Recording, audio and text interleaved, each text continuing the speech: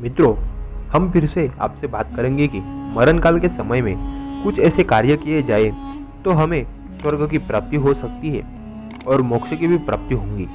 तो आइए जानते हैं इसके विषय में हमारे चैनल हिस्ट्री ऑफ आर्यव्रत पर। तो मित्रों, आज हम ये बात हमारे सनातन धर्म के गरुड़ पुराण के अनुसार सुनाने वाले हैं। उसमें स्वयं भगवान श्री हरि और गरुड़ जी का संवाद उल्लेख है। उसमें गरुड़ जी ने भगवान से कहा कि हे प्रभु, दान तथा तीर्थ करने वाले को स्वर्ग तथा मोक्ष की प्राप्ति होती है। अब आप मुझे बताइए, किस दान एवं तीर्थ से मनुष्य को मोक्ष प्राप्त होता है? क्या करने से वह सत्यलोक एवं तेजोलोक में जाता है? आप मुझको यह भी बताइए, किस जगह पर मृत्यु होने पर प्राणी को स्वर्ग और मोक्ष की भी प्राप्ति होती है और पुनर्जन्म भी ना लेना पड़े। इस पर भगवान श्री हरि ने कहा, हे गरुड़, भारतवर्ष में मानव योनि 13 जातियों में विभक्त है। यदि उसको प्राप्त करके मनुष्य अपने अंतिम जीवन का उत्सर्ग तीर्थ में करता है तो उसका पुनर्जन्म नहीं होता है। अयोध्या, मथुरा, माया, काशी, कांची, अवंतिका और द्वारका ये 7 क्षेत्र मोक्ष देने वाले हैं। प्राणियों को कंठगत हो जाने पर मैं सन्यासी हो गया ऐसा जो कह दे तो मरने पर विष्णु लोक प्राप्त करता है। पुनः पृथ्वी पर उसका जन्म नहीं होता। जो मनुष्य मृत्यु के समय एक बार हरि इस 2 अक्षर का उच्चारण कर देता है वह मानव मोक्ष प्राप्त करने के लिए कटिबद्ध हो गया है।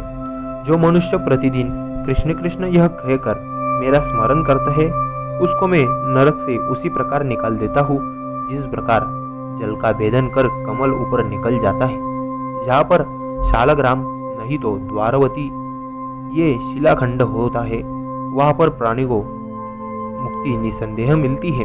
हे खग, तुलसी का वृक्ष लगाने, पालन करने, सिंचने, ध्यान स्पर्श और गुणगान करने से मनुष्य के पूर्व जन्मर्जित पाप जलकर विनष्ट हो जाते हैं। राग द्वेष रूपी मल को दूर करने में समर्थ ज्ञान रूपी जलाशय के सत्य रूपी जल से युक्त मानस तीर्थ में जिस मनुष्य ने स्नान कर लिया है वह कभी पापों से संलिग्न नहीं होता।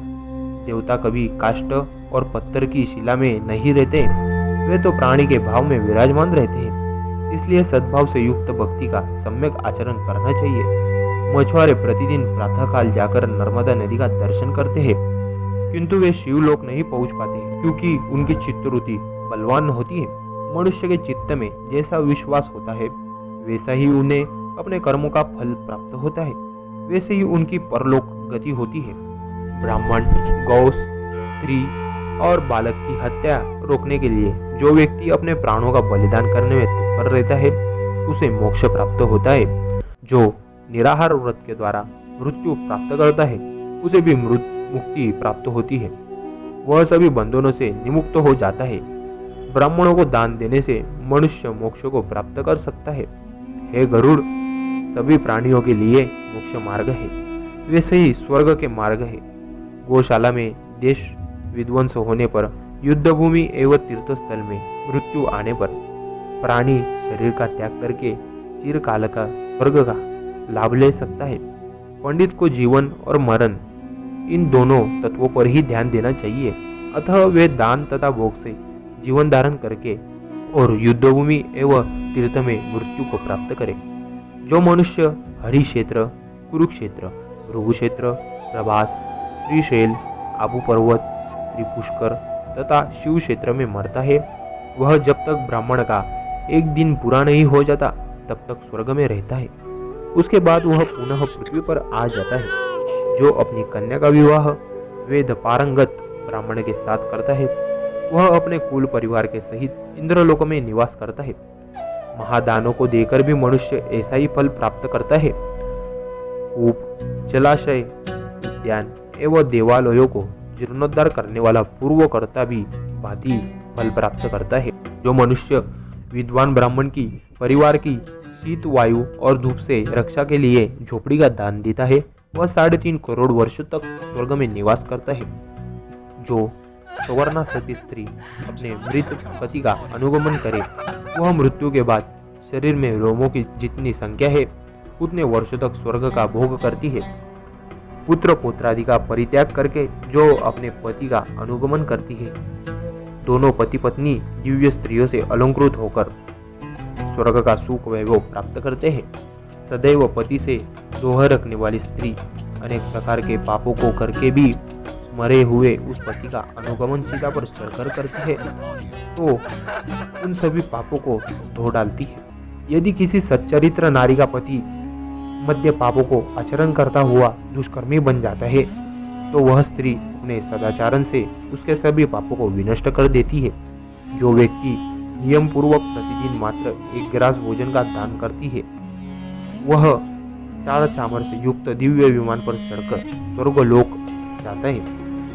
विप्र कन्या का विवाह करने वाला व्यक्ति भूत, भविष्य और वर्तमान के तीनों जन्मों के अर्जित पापों को नष्ट कर देता है।